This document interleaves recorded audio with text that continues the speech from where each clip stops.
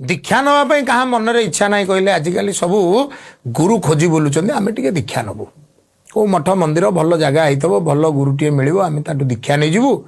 एवं दीक्षा नेला पर जीवन को गोटे श्रृंखलित मार्ग में आग को नबू विचारधारा भल कि अनेक लोक अच्छा आज्ञा दीक्षा नबार आड़े कुकर्म करने सुविधा हो जाए लोक भावती तो दीक्षित लोकटे तेणु ये तो कुकर्म करून से श्रद्धार ग्रहण कर जाती जहाँफल से आवरण तले से अनेक गुड़िया खराब काम सहजरे कर चले एमती व्यक्तित्व अच्छा तो से कथा आमर आलोचना ना आमर आज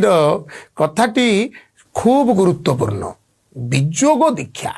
जोग दीक्षा कथा आप शुणी महावीर आरंभ करी अनेक जोगी अछंती भारत भूखंड जोगी मानकर स्थान एटी गोरखनाथ आरंभ करी मत्स्येन्द्रनाथ पर्यंत जोगी कथा आपण शुणी ध्यान धारणा द्वारा जोग साधन करी सृष्टि रे असंभव को संभव करिसंती निआरे चलिए पानी रे चलिए आकाश शंकराचार्य परि आकाश मार्ग रे गमन करिवे गोटे गोटे स्थान रे दुई दुई थर देखा भी दे पारिवे जोग मार्ग रे ए सब चले जोग दीक्षा शुणी सीना विजोग दीक्षा कौन शुणी उद्धव से दिन पहुंचिले गोप दांडे कह जाए उद्धव देखा भगवान श्रीकृष्ण परि श्यामल अंग सुंदर मूर्ति से मुंडरे मयूरपुच्छ खोसती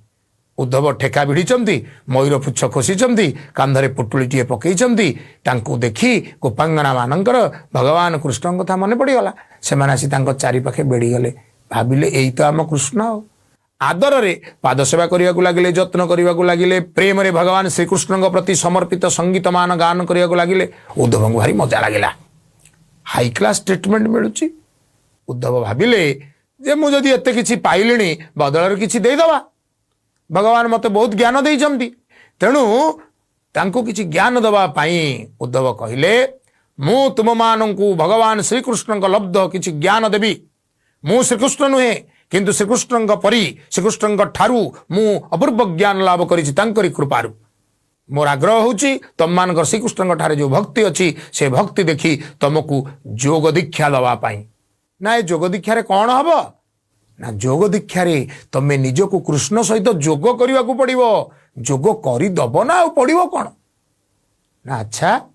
समते तले बसीगले माठियाटी मान थोई कहले अच्छा तुम जोग दीक्षा रे कौन करिया को पड़िवो ना जोग दीक्षा रे निज गोड़ को मोड़िकी चका पकई बसवा को पड़ो पद्मासन हेले भल अच्छा पद्मासन पर कौन कर कहले आखि बंद करिया पड़ो ना बंद कलु कौन है आखि बंद कला पर घर द्वार गोरु गाई स्वामी सासु ससुर कर्म कर्तव्य युरा खाली आखि आगे भासुची कहला धीरे धीरे सेगुड़ा को भूल ना माने ना सेगुड़ा को छाड़िया को पड़ो गोरु को छाड़ गृह को छाड़ स्वामी की छाड़ ससुर को छाड़ गृहकर्म को छाड़ सब को छाड़ी छाड़ी त्याग करी करी निजको शून्य करिया को पड़ो कहला शून्य कला परे कहले मने पकईब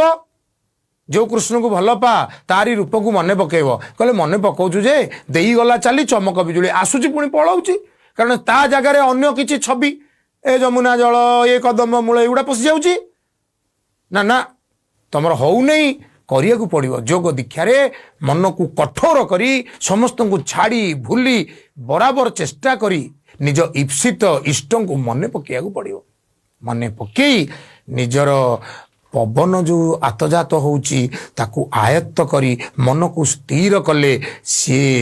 अंतर भितर स्थिर हो बसिबो बसिले तुमर जोग हब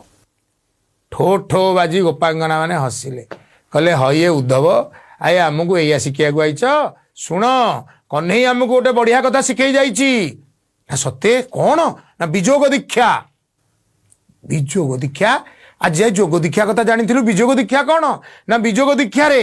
आखि बंद करिया पड़ोनी चक्का माली पकई गोड़ हाथ मोड़ी अंटा सड़की नासा पुटरे पवन को आयत्त करिया पड़ोनी जेमिति संसार चलुच सेमती चलो खाऊच पीऊच उठुच बसुच सबु बेले विजोग दीक्षा को करिया पड़ो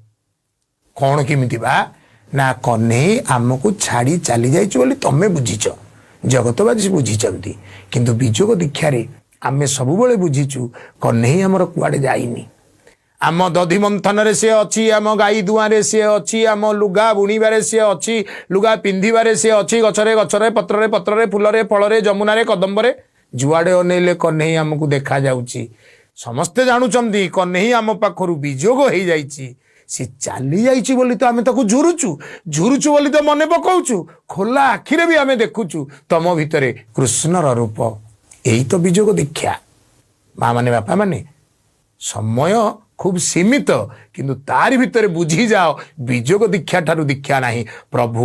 ଆମକୁ ନିଜଠାରୁ ବିଯୋଗ କରି ସଂସାରକୁ ପଠେଇଛନ୍ତି ବରାବର ବାରମ୍ବାର ତାଙ୍କୁ ମନେ ପକେଇବା ପାଇଁ। ଏଇ ତ ବିଯୋଗ ଦୀକ୍ଷାର ସିଦ୍ଧାନ୍ତ।